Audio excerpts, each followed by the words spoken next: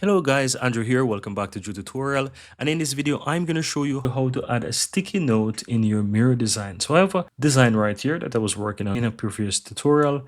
And if I would like to add a sticky note, just look towards the left hand side and here you have sticky note. You click on that, choose whatever color you want. So I'm going to choose, for example, this.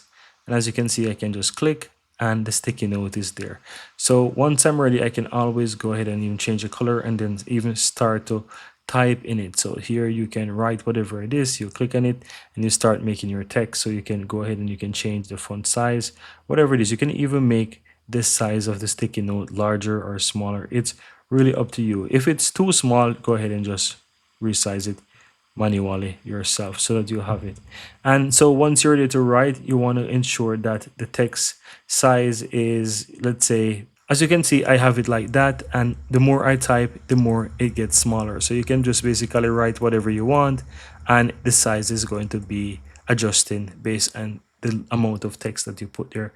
So don't worry that when you basically start typing, it looks like you're going to make a big giant text, right? You will not make a big giant text. So I'm going to just say, remember this the design, right? So let's say that's what I want. Put a full stop, and of course, the more you resize the design, it will not mess around with the text, and so you will always have it there as you wish. And that's pretty much, guys. So that's why I go ahead and add a sticky note to your Miro design.